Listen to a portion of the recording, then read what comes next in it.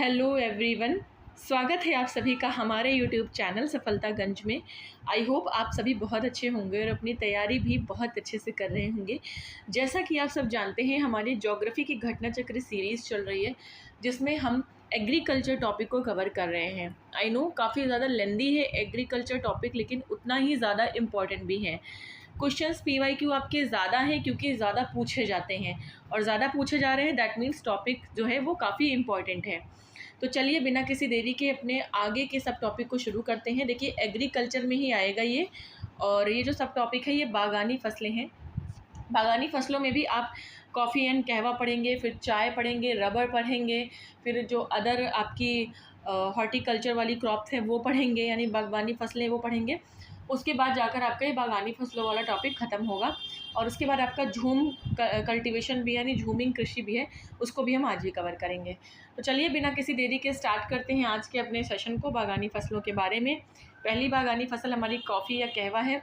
But again session को start करने से पहले अगर अभी तक आपने हमारे चैनल सफलतागंज को सब्सक्राइब नहीं किया है तो जाएं और सबसे पहले हमारे चैनल सफलतागंज को सब्सक्राइब करें, सो दैट जैसे ही मैं कोई इंपॉर्टेंट कंटेंट अपलोड करूं सबसे पहले नोटिफिकेशन आप तक पहुंचे। इसके लिए आपको बेल आइकॉन को भी प्रेस करना होगा। एंड यस, वीडियो पसंद आए तो लाइक शेयर करना ना भूलें।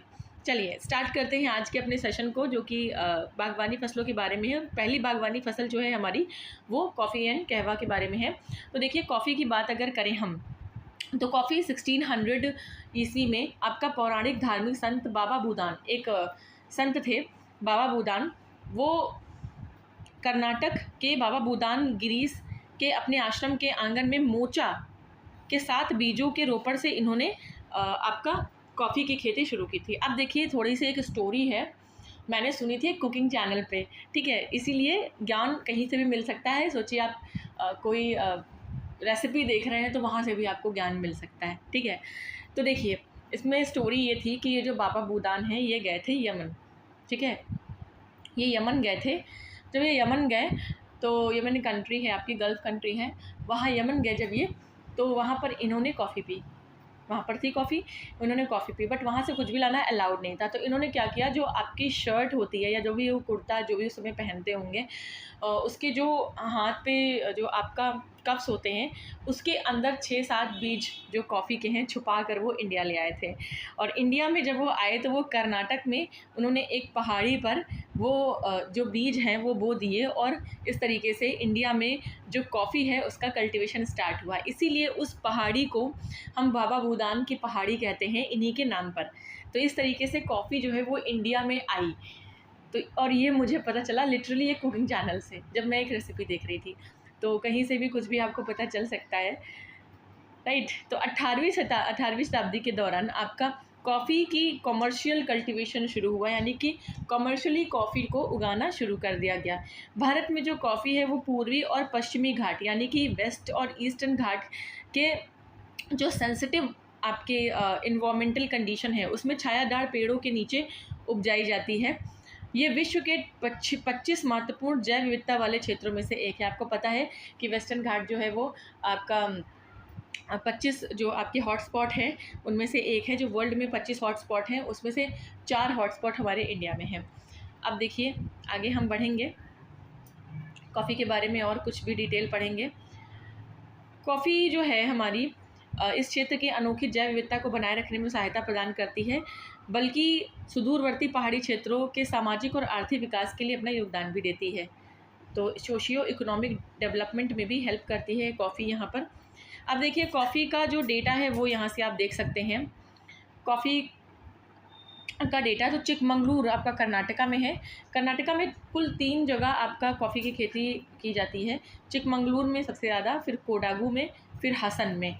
टोटल आपका इतना खेती जो है 2,35,500 ये आपका मिलियन टन केवल और केवल कर्नाटका से होती हैं। उसके बाद केरल में आएंगे, ठीक है, केरल में आपकी वायनाड में होती है, और जहाँ पर अभी लैंडस्लाइड हुआ था बहुत बुरा रिसेंटली, त्रावणकोर में और नेलीपामथीस में। तो यहाँ पर आप देख सकते हैं 69,100 मिलियन टन। फिर तमिलनाडु में आप देख सकते हैं पुलनेस, नीलगिरी की पहाड़ियाँ, शेवरॉय हिल्स और अन्नामलई जो कोयम्बटूर में है, 17,900 मिलियन टन।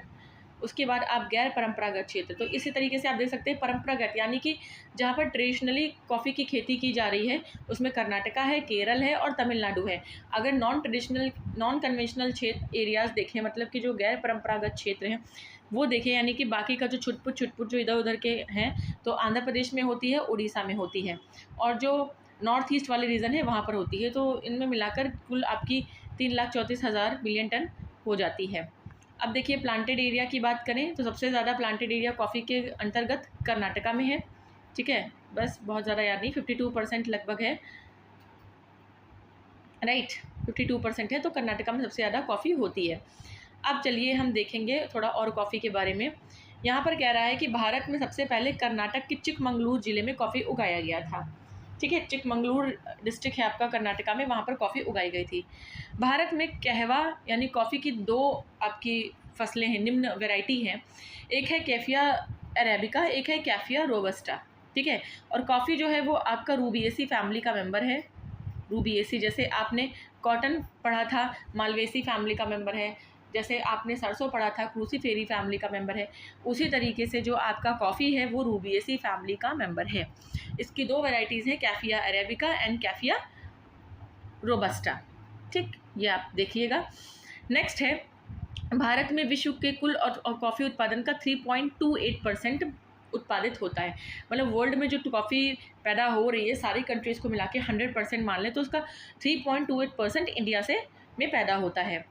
लेकिन देखिए अब ये परसेंट तो काफ़ी कम है, 3.28% ही है ओवरऑल वर्ल्ड का, लेकिन यहाँ का जो टेस्ट है कॉफ़ी का वो इतना ज़्यादा हाईली मतलब स्पेसिफाइड है, इतना अच्छा टेस्ट है कि इसकी जो डिमांड है वो विदेशों में बहुत ज़्यादा है। राइट, कहवा के लिए 15 से 18 डिग्री सेंटीग्रेड का टेम्परेचर और 150 से 250 सेंटीमीटर, यहाँ देख सकते हैं आप, काफ़ी ज़्यादा रेनफॉल चाहिए, एक एवरेज एनुअल रेनफॉल चाहिए, इसीलिए वेस्टर्न घाट पे ज़्यादा होती है क्योंकि वहाँ पर रेनफॉल ज़्यादा होता है।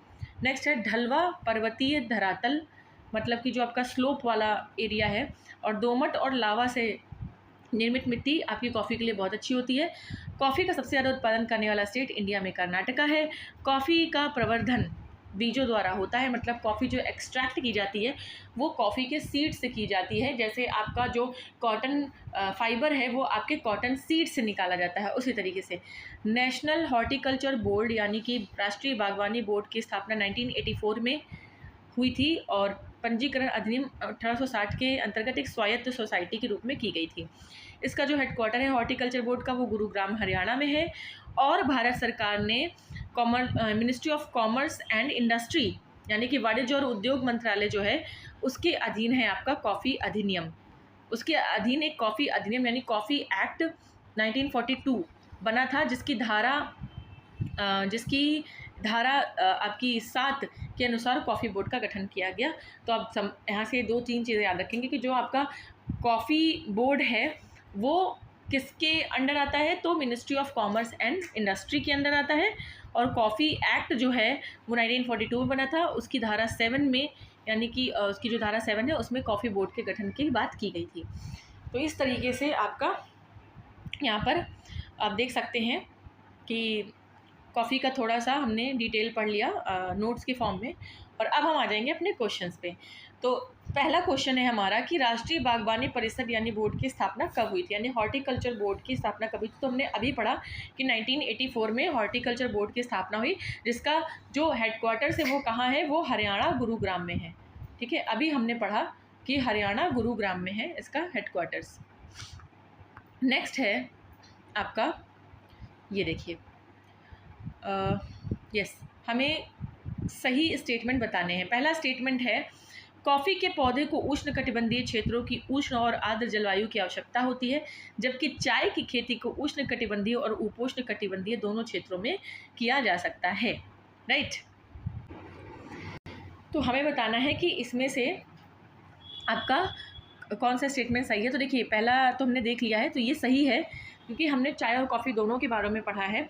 कॉफ़ी को केवल ट्रॉपिकल आपका ह्यूमिड और मॉइस्ट एंड ह्यूमिड कंडीशन में उगाया जाता है, जबकि चाय जो है वो ट्रॉपिकल और सब ट्रॉपिकल दोनों ही एरिया में की जा सकती है। नेक्स्ट है कॉफ़ी बीजों के द्वारा प्रवर्धित की जाती है, लेकिन चाय केवल डाली कलम से प्रवर्धित की जाती है। तो यस, ये भी बात आपकी सही कि कॉफ़ी को हम सीड से ही एक्सट्रैक्ट करते हैं, जबकि चाय जो है वो डाली से, कलम से भी आपकी निकाली जा सकती है। तो दोनों ही स्टेटमेंट आपके बिल्कुल करेक्ट है यहाँ पर, राइट। दोनों ही स्टेटमेंट आपके बिल्कुल करेक्ट है, तो सी ऑप्शन आपका करेक्ट हो जाएगा। चलिए आगे बढ़ेंगे, नेक्स्ट क्वेश्चन पर आएंगे हम।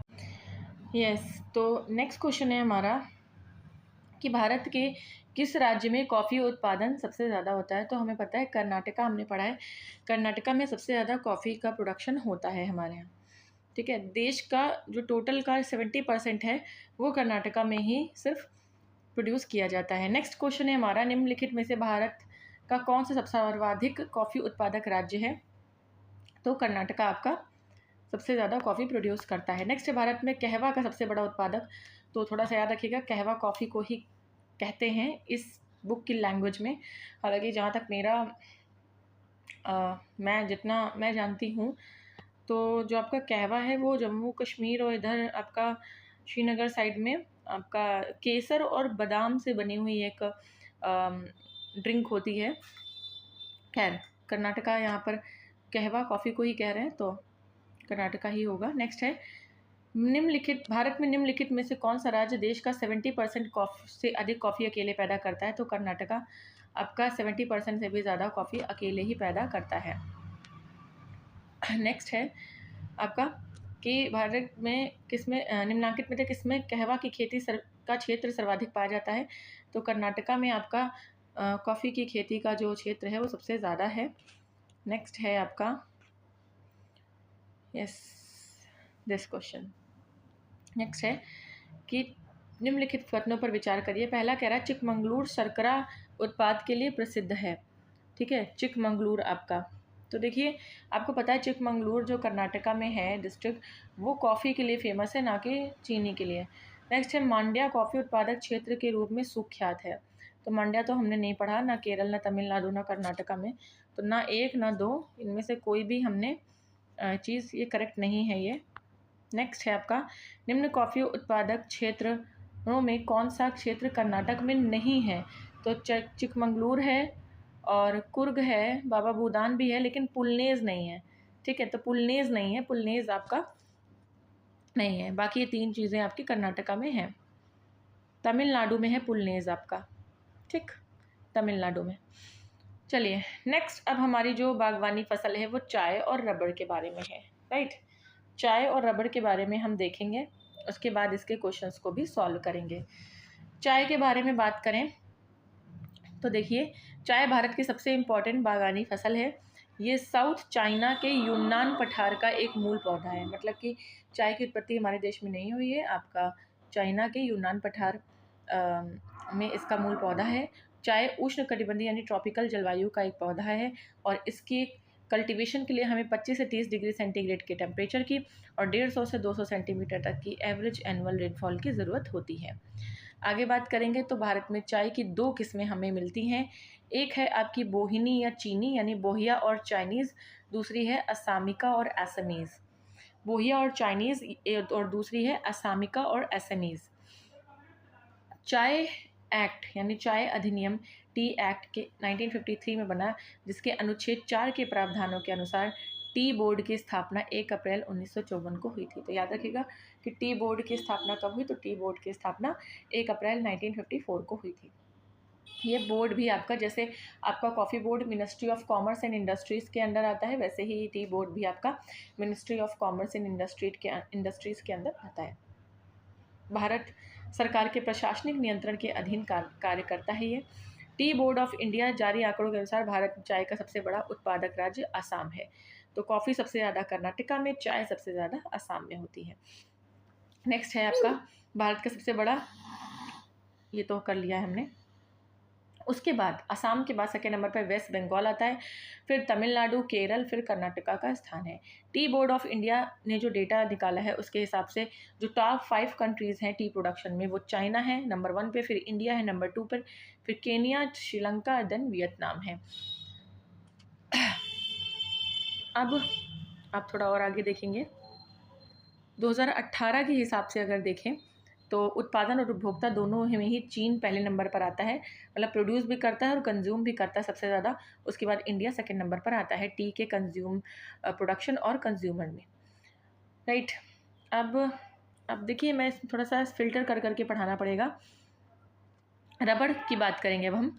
रबड़ के पौधे के लिए हमें गर्म और नम जलवायु यानी हॉट एंड ह्यूमिड क्लाइमेट की ज़रूरत होती है।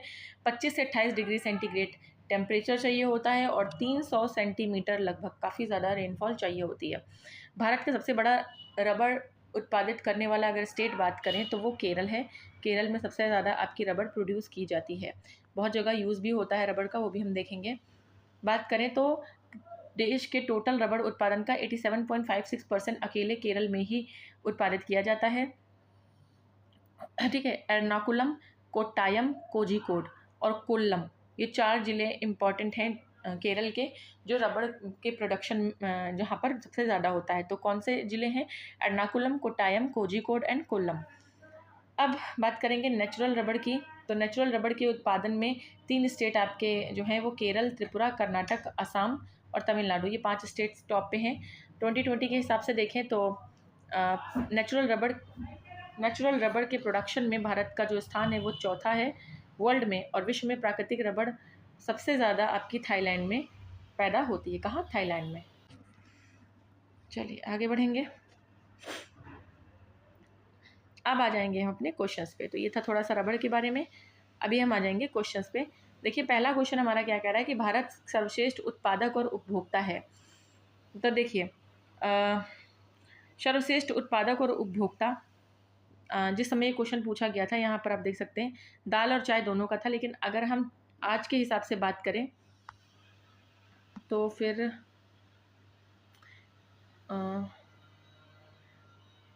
चाय के उत्पादन में चीन के बाद दूसरे नंबर पे आता है। तो इनमें से कोई भी आंसर आपका नहीं होगा आज की डेट में।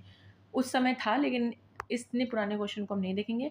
अब इससे हम हिंट ले सकते हैं कि आज की डेट में हमें क्या पढ़ना है, ठीक है। तो आज की डेट के हिसाब से पढ़ना है। मैं आपको हर लेक्चर में रिपीट कर रही हूँ कि मैं आपको एग्रीकल्चर का जो डेटा है वो प्रोवाइड करूँगी, बट ये सारे लेक्चर होने के बाद, ठीक है, सारे लेक्चर खत्म होने के बाद। नेक्स्ट क्वेश्चन है 2007-8 में विश्व में चाय के उत्पादन और उपभोग में भारत का स्थान क्या था? तो 7-8 में तो यहाँ दिख रहा है ना, फर्स्ट पे था, लेकिन अभी हम जो है वो सेकंड पे हैं। प्रोडक्शन और कंज्यूमिंग दोनों में ही दूसरे नंबर पे हैं चाइना के बाद। नेक्स्ट है कौन सी नकदी फसल से अधिकतम विदेशी मुद्रा निर्यात से प्राप्त होती है, ठीक है। ऐसी कौन सी नकदी फसल है जिससे सबसे ज़्यादा हमें फॉरेन करेंसी मिलती है, जिसके एक्सपोर्ट से? तो हमें चाय के एक्सपोर्ट से सबसे ज़्यादा फॉरेन करेंसी मिलती है। नेक्स्ट है भारत में कौन सा राज्य सबसे बड़ा चाय उत्पादक है? तुमने पढ़ा कि असम जो है सबसे बड़ा चाय उत्पादक है। सबसे ज़्यादा आपकी जो चाय है वो कहाँ होती है? तो सबसे ज़्यादा चाय आपकी असम में होती है। नेक्स्ट है आपका भारत की चाय, भारत अपनी आवश्यकता से अधिक उत्पादन करता है। तो चाय का उत्पादन अपनी आवश्यकता से अधिक करता है, इसीलिए हम इसका एक्सपोर्ट कर पाते हैं। देखिए एक्सपोर्ट हम उन्हीं चीज़ों का कर पाएंगे, यानी निर्यात हम उन्हीं चीज़ों का कर पाएंगे जो हमारे यहाँ आवश्यकता से ज़्यादा हैं। चलिए नेक्स्ट क्वेश्चन है भारत, असर्शन रीज़न है, असर्शन रीज़न कह रहा है कि असर्शन कह रहा है कि भारत चाय का एक बहुत महत्वपूर्ण निर्यातक देश है। तो यस, एक इम्पॉर्टेंट निर्यातक, एक्सपोर्ट करने वाली कंट्री है इंडिया, टी एक्सपोर्ट करती है। रीज़न कह रहा है कि भारत में चाय की घरेलू खपत बहुत कम है। तो ऐसा नहीं है कि घरेलू खपत कम है, हम लोग भी चाय के बहुत शौकीन हैं, लेकिन सेकंड नंबर पर आते हैं कंज्यूम करने में। तो खपत कम है इसलिए नहीं, लेकिन पैदावार ज़्यादा है इसलिए हम एक्सपोर्ट करते हैं। आवश्यकता जितनी है उतना हमें मिल जाता है, उसके बाद हम एक्सपोर्ट करते हैं। तो रीज़न आपका गलत है कि खपत बहुत कम है इसलिए बच जाता है, इसलिए हम उसको एक्सपोर्ट कर पाते हैं। तो ऐसा नहीं है। हर कंट्री पहले अपने कंट्री के जो लोग हैं उनकी ज़रूरतों का ध्यान रखती है, उसके बाद चीज़ें जब बचती हैं तब उसको एक्सपोर्ट करती है, क्योंकि हमें बचा के सड़ाना थोड़ी ना है, उसको ख़राब थोड़ी ना करना है। तो असर्शन सही है, बट रीज़न आपका बिल्कुल गलत है यहाँ पर, राइट। चलिए नेक्स्ट है आपका क्वेश्चन नंबर 7 कह रहा है कि एक ऐसे क्षेत्र में जहाँ वार्षिक वर्षा 200 सेंटीमीटर से अधिक होती है, ढलाव पहाड़ी स्थल है, में किसकी अभीष्ट खेती यानी आइडियल खेती किसकी होगी? तो ऑब्वियसली बात है चाय की होगी। और चाय जो होती है वो आपकी एसिडिक सॉइल में होती है, याद रखिएगा। चाय की खेती के लिए हमें एसिडिक सॉइल की ज़रूरत होती है, ये भी क्वेश्चन पूछा जाता है, ठीक। चलिए नेक्स्ट है ग्रीन गोल्ड किसकी किस्म है, पूछ रहा है ग्रीन गोल्ड किसकी किस्म है। देखिए अगर कह दे कि ग्रीन गोल्ड किसे कहा जाता है तो ग्रीन गोल्ड आप बांस को कहते हैं, बैम्बू को कहते हैं, लेकिन यहाँ पूछ रहा है ग्रीन गोल्ड एक वैरायटी यानी किस्म का नाम है, तो किसकी किस्म का नाम है पूछ रहा है। तो आपका जो ग्रीन गोल्ड है वो आपका बेसिकली चाय की वैरायटी है ग्रीन गोल्ड। नेक्स्ट है निम्न में से कौन सी फसल बराक घाटी की महत्वपूर्ण फसल है, बराक, राइट। पूछ रहा है कि बराक घाटी की कौन सी महत्वपूर्ण फसल है। तो देखिए बराक घाटी की सबसे इम्पॉर्टेंट जो फसल है वो धान है, उसके बाद अगर दूसरी, लेकिन धान आपका ऑप्शन में नहीं है, उसके बाद दूसरी सबसे इम्पॉर्टेंट फसल आपकी गन्ना है, ठीक है, गन्ना। चलिए नेक्स्ट है आपका भारत का सबसे बड़ा रबड़ उत्पादक राज्य, तो हमने पढ़ा कि केरल जो है सबसे बड़ा रबड़ उत्पादक राज्य है। नेक्स्ट है आपका क्वेश्चन नंबर 11। क्वेश्चन नंबर 11 क्या कह रहा है देखेंगे, निम्नलिखित में से भारत का कौन सा राज्य रबड़ के उत्पादन में अग्रणी है, तो केरल, अभी हमने पढ़ा कि केरल जो है वो सबसे आगे है। नेक्स्ट क्वेश्चन इज भारत में रबड़ का सबसे ज़्यादा उत्पादन करने वाला राज्य कौन था, तो है अभी केरला, और वर्ल्ड में थाईलैंड में सबसे ज़्यादा आपकी रबड़ होती है। नेक्स्ट है निम्न में से कौन सा राज्य भारतवर्ष में रबड़ की खेती के लिए प्रसिद्ध है, तो आपका केरला, राइट। नेक्स्ट है आपका निम्नलिखित राज्यों में कौन सा बड़ा रबड़ उत्पादक राज्य है, तो केरला। रिपीटेड क्वेश्चंस हैं। अब कह रहा है निम्न में से कौन उद्दीपक फसल है। अब देखिए आप कब कैसे बता पाएंगे, जब आपको उद्दीपक का मतलब पता होगा, मतलब स्टिमुलेट जो करती है, एक स्टिमुलस क्रिएट करती है, मतलब आपके अंदर एक सेंसेशन क्रिएट करती है, तो चाय जो है वो उद्दीपक फसल है, ठीक है। नेक्स्ट हम देखेंगे, नेक्स्ट है आपका अन्य बागबानी फसलें। अब जितनी अब इसका मतलब ये नहीं है, देखिए आपने चाय, कॉफ़ी और रबड़ के बारे में पढ़ा, लेकिन क्या ये 3 ही बागानी फसलें हैं, ऐसा नहीं है। इससे आगे भी और भी प्लांटेशन क्रॉप्स हैं, यानी बागानी फसलें हैं जिनका हम प्लांटेशन करते हैं, ठीक है। तो उनको भी हम अब एक साथ कंबाइन करके पढ़ लेंगे, क्योंकि ऐसे डिफरेंट अगर आप अलग अलग पढ़ेंगे तो कितना पढ़ेंगे। हाँ, टी, कॉफ़ी, रबड़ काफ़ी ज़्यादा इंपॉर्टेंट है, तो हमने उनको सेपरेटली देख लिया। अब जो है ये आपकी अन्य बागानी फसलें हैं जो बची हुई हैं, उनके बारे में हम देख लेंगे। तो देखिए बागान और बागानी फसल यानी कि प्लांटेशन क्रॉप के अंतर्गत कृषि मंत्रालय के तहत कौन सी अदर क्रॉप्स आती हैं, तो नारियल आती है, सुपारी आती है, ताड़ आता है, कोकोआ, ठीक है, जिससे हम चॉकलेट बनाते हैं, और काजू को रखा जाता है। तो प्लांटेशन क्रॉप आपका के अंदर आपका जो एग्रीकल्चर मिनिस्ट्री है वो इतने चीज़ों को रखती है। जबकि वाणिज्य मंत्रालय के अनुसार क्या क्या आते हैं, इसमें चाय, कॉफ़ी और रबड़ को रखा जाता है। तो आप देख लेंगे मिनिस्ट्री ऑफ एग्रीकल्चर के हिसाब से नारियल, सुपारी, ताड़, कोकोआ, काजू को भी रखा जाता है, लेकिन ministry of commerce and industry के हिसाब से इसमें केवल चाय, कॉफ़ी और रबड़ को रखा जाता है। तो ये भी क्वेश्चन एक तरीके से बन सकता है। नेक्स्ट है इसलिए नारियल, ताड़, सुपारी, कोकोआ, काजू, चाय, कॉफ़ी, रबड़ ये सारी ही बागानी फसलें हैं। दोनों के हिसाब से अगर मिला दें तो ये सारी ही आपकी प्लांटेशन क्रॉप्स हैं। भारत में तंबाकू का सबसे अधिक उत्पादन गुजरात में होता है, ठीक।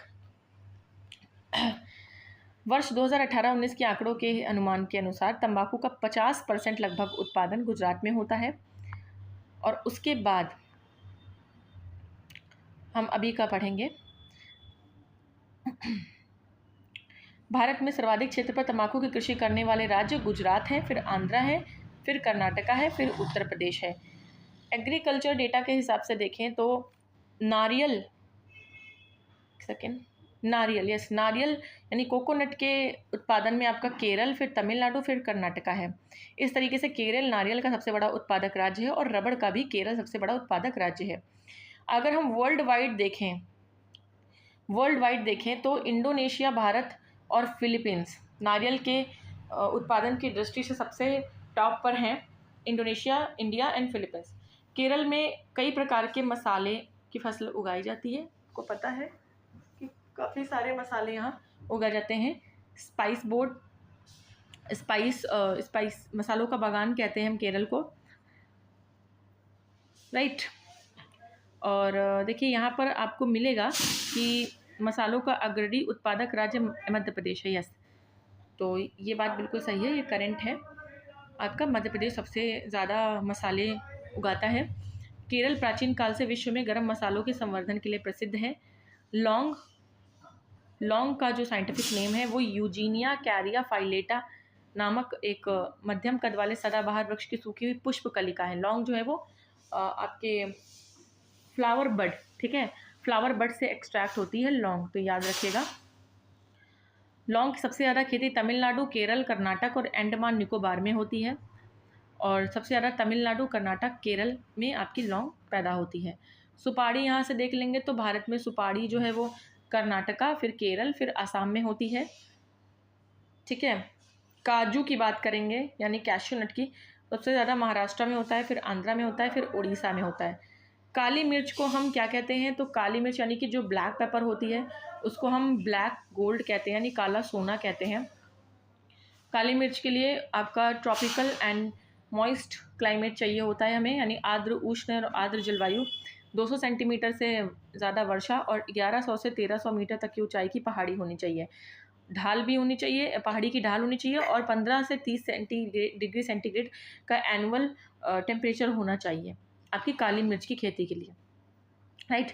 अब टॉप जो 3 मसाला उत्पादक राज्य हैं इंडिया में वो एमपी है, फिर राजस्थान है, फिर आपका गुजरात है, राइट। और अगर आप देखें तो वियतनाम के बाद काली मिर्च में भारत का दूसरा स्थान है उत्पादन में, और तीसरे पर ब्राज़ील है। सबसे ज़्यादा काली मिर्च यानी ब्लैक पेपर आपकी वियतनाम में होती है, उसके बाद इंडिया में होती है, उसके बाद 3rd नंबर पर ब्राज़ील में होती है। तो ये थोड़ा सा हमारा नोट्स का पार्ट था जिसको हमने देख लिया, और अब हम आ जाएंगे अपने क्वेश्चंस के पार्ट पे। सिंपली क्वेश्चंस को सॉल्व कर लेंगे और इस तरीके से हमारा ये टॉपिक भी कंप्लीट हो जाएगा, राइट। तो पहला क्वेश्चन है, भारत के किस राज्य में कहवा, रबड़ और तंबाकू सभी की कृषि की जाती है? ओके, तो देखिए, कॉफ़ी भी कर्नाटक में, रबड़ भी होती है कर्नाटक में, तंबाकू भी होती है कर्नाटक में, तो कर्नाटका में होती है, राइट।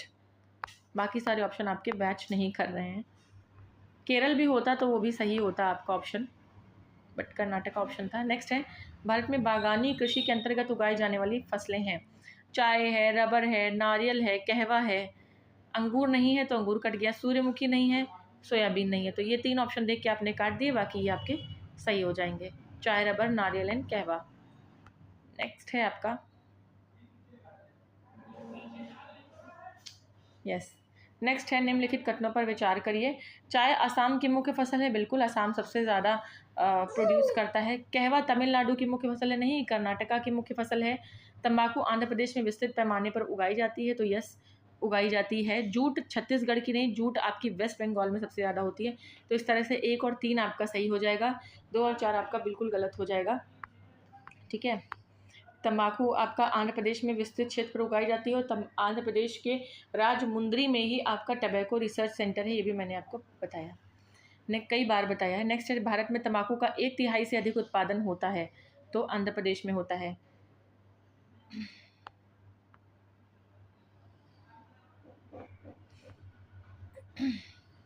नेक्स्ट है, भारत में तंबाकू का सबसे बड़ा उत्पादक राज्य है, तो आपका देखिए यहाँ पर ना तो आपका गुजरात ऑप्शन में है, ना आपका आंध्र प्रदेश ऑप्शन में है, फिर आप जब तीसरी उस पर आएंगे ऑप्शन पे, तब आपके लिए क्या बचेगा, उत्तर प्रदेश बचेगा, ठीक है, तो उत्तर प्रदेश करेक्ट हो जाएगा।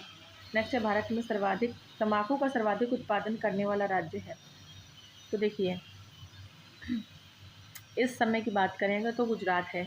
प्रश्नकाल 2008 में प्रश्न पूछा गया, तब आंध्र प्रदेश था, लेकिन अभी करंट में भाई देखो गुजरात है, तो अभी की बात करें तो गुजरात होगा, ठीक है।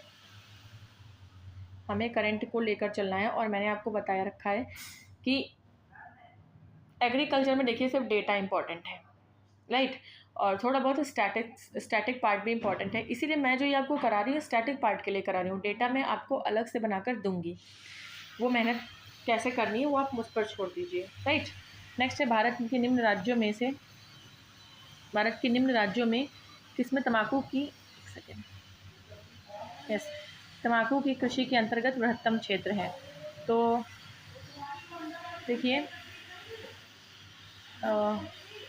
इस समय गुजरात है, उस समय आंध्र प्रदेश था, लेकिन इस समय आपका जो है ऑप्शन गुजरात सही होगा, ठीक है।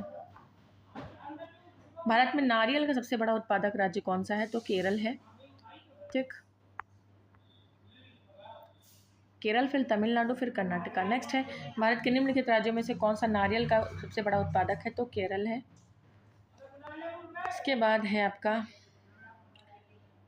निम्नलिखित मसालों में से भारत किन का सबसे बड़ा उत्पादक है? मसाले हैं, तो मसालों की बात करेंगे आप, तो यहाँ पर काली मिर्च, तो देखिए वियतनाम हमने पढ़ा, राइट, तो काली वियतनाम सबसे टॉप पे है, तो ये तो कट जाएंगे दोनों। लौंग और इलायची, अदरक भी होती है हमारे यहाँ। तो चलिए इसका आंसर देख लेंगे। इसका आंसर कुछ नहीं दिया हुआ फिलहाल। क्या एक्सप्लेनेशन दिया गया है कि प्रश्नकाल के दौरान दी गई मसाला फसलों में काली मिर्च और अदरक का अग्रणी उत्पादक भारत है, लेकिन जबकि इलायची का अग्रणी उत्पादक ग्वाटेमाला और लौंग का इंडोनेशिया है। इस प्रकार दिए गए विकल्पों में कोई सही नहीं है, लेकिन अभी की रिपोर्ट के हिसाब से वियतनाम के बाद काली मिर्च में भारत का दूसरा स्थान है, तीसरे पर ब्राज़ील है। तो इस तरीके से आप देख सकते हैं। इलायची सबसे ज़्यादा ग्वाटेमाला में होती है। नेक्स्ट है, निम्नलिखित में कौन सा राज्य इलायची के उत्पादन के लिए पहचान नहीं रखता है? ठीक है, कहाँ पर इलायची नहीं होती? तो देखिए उड़ीसा में आपका इलायची नहीं होता है। तमिलनाडु में तो कार्डेमम हिल्स ही हैं। ठीक है, सिक्किम, नागालैंड में बड़ी इलायची आपकी होती है। नेक्स्ट है, केरल राज्य विश्व भर में किसके संवर्धन के लिए जाना जाता है? तो केरल आपका देखिए रबड़ के लिए जाना जाता है। ठीक है, और फिलहाल और प्राचीन काल से, लेकिन गरम मसाले, जब आप देखेंगे कि जब सबसे पहले पोर्चुगीज़ आए थे इंडिया, वास्को डी गामा आया था 1498 में, तो वो मसाले के लिए आया था। ठीक है, तो मसाला इसमें ज़्यादा प्राचीन काल की बात हो रही है, तो फिर मसाला आएगा। मसालों का बागान किसे कहते हैं? तो केरल को हम कहते हैं। ठीक है, मसालों का बागान। नेक्स्ट है, अगेन रिपीटेड क्वेश्चन कि मसालों का बागान किसे कहते हैं? तो केरल को कहते हैं। नेक्स्ट है, निम्न राज्यों में कौन इलायची और काली मिर्च का सबसे बड़ा उत्पादक है? इलायची और काली मिर्च, देखिए इलायची और काली मिर्च का वैसे तो सबसे बड़ा उत्पादक केरल है, और लेकिन काली मिर्च, इलायची की तो सबसे ज़्यादा केरल में होती है, लेकिन काली मिर्च हमने पढ़ा था कि कर्नाटका में होती है। तो क्योंकि ऑप्शन में कर्नाटका नहीं है, तो आप केरल को ही टिक करेंगे। ठीक, नेक्स्ट है, लौंग किससे प्राप्त होता है? तो लौंग फ्लावर बड यानी कि पुष्पकली से मिलता है। ये क्वेश्चन आता है। लौंग की खेती होती है कहाँ पर? बताना है हमको। लौंग की खेती कहाँ होती है? तो लौंग की खेती जो है आपकी सबसे ज़्यादा तमिलनाडु में होती है। देखेंगे ऑप्शन में है, यस तमिलनाडु है, लेकिन आपका स्टार मार्क किया हुआ है, क्यों?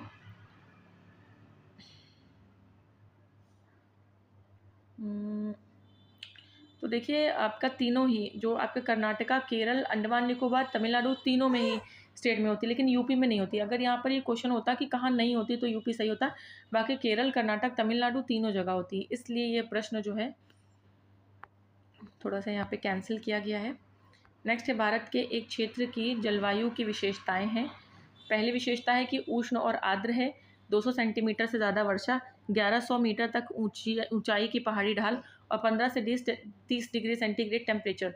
तो ये जो क्वालिटीज़ हैं, ये जो सिचुएशन है, क्लाइमेट है, इसके हिसाब से कौन सी फसल इसमें उगाई जा सकती है? तो ये सारी क्वालिटीज़ आपकी ब्लैक पेपर यानी काली मिर्च के लिए है, जिसमें वियतनाम टॉप पर है इसे उगाने में, प्रोडक्शन में। भारत के मसाले में किसे काला सोना के रूप में जानते हैं? तो ब्लैक पेपर यानी काली मिर्च को हम काला सोना कहते हैं, इलायची को मसालों की रानी कहते हैं।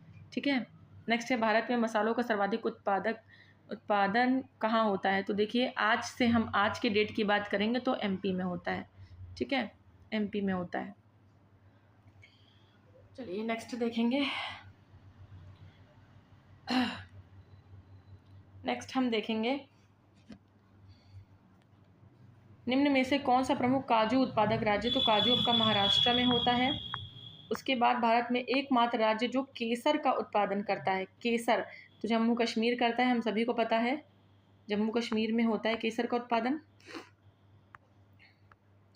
नेक्स्ट है, इनमें से कौन सा युग्म सुमेलित नहीं है बताना है। जूट वेस्ट बंगाल में होता है, चाय असम में होती है, गन्ना यूपी में होता है, रबड़ केरल में होती है, हिमाचल में नहीं होती, तो ये आपका सुमेलित नहीं है। नेक्स्ट है आपका, यस, ये खत्म होता है। नेक्स्ट जो हमारा टॉपिक है वो है झूमिंग कृषि यानी झूम कल्टीवेशन के बारे में। तो इसे भी हम आज ही के लेक्चर में अभी कंप्लीट करेंगे बिना किसी देरी के। चलिए स्टार्ट करते हैं झूम कृषि यानी झूम कल्टीवेशन को। तो देखिए, जो झूम कृषि है यानी जो झूम कल्टीवेशन है उसको हम स्लैश और बर्न कल्टीवेशन भी कहते हैं, ठीक है। तो देखिए, झूम कृषि एक स्थानांतरित कृषि यानी कि शिफ्टिंग कल्टीवेशन की पद्धति है, टेक्निक है। इसको हम शिफ्टिंग कल्टीवेशन या स्लैश एंड बर्न कल्टीवेशन भी कहते हैं। ये जो टेक्निक है वो इंडिया में आपका बेसिकली आसाम, मेघालय, नागालैंड, मणिपुर, त्रिपुरा, मिज़ोरम, अरुणाचल प्रदेश, उड़ीसा, एमपी, झारखंड, छत्तीसगढ़ और आंध्र प्रदेश की जनजातियों द्वारा अपनाई जाती है, ठीक है। जो बेसिकली आपकी ट्राइब्स हैं वो इस टेक्निक को फॉलो करती हैं।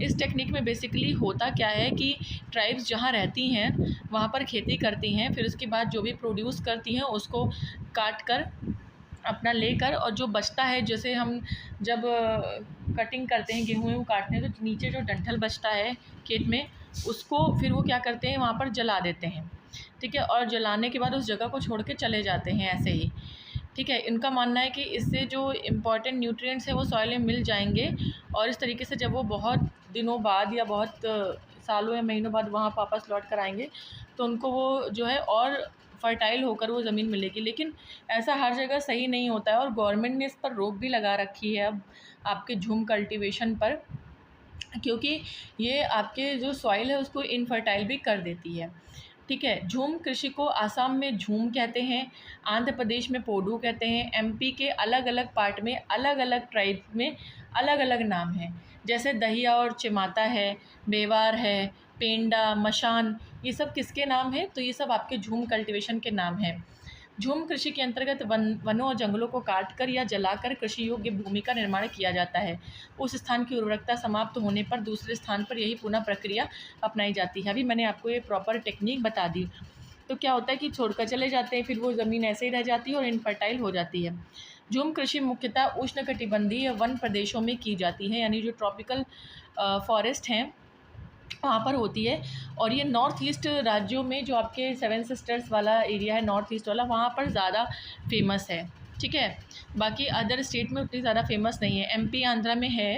देखिए, जहाँ जहाँ पर ट्राइब्स का परसेंटेज ज़्यादा है, जैसे आप जानते हैं नॉर्थ ईस्ट में ज़्यादा ट्राइब्स हैं, तो फिर वहाँ पर ज़्यादा प्रैक्टिस होती है। तो बेसिकली ट्राइब ही इसे प्रैक्टिस करती है, इसलिए ट्राइबल रीजन में ही पाई जाती है।